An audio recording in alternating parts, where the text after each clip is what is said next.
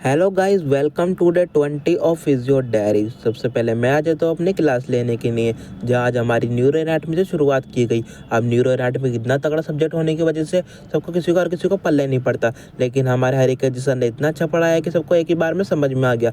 उसके बाद हमारा हो जाता है नेक्स्ट लेक्चर का टाइम, जहाँ फिजियो लैब के अंदर लगा।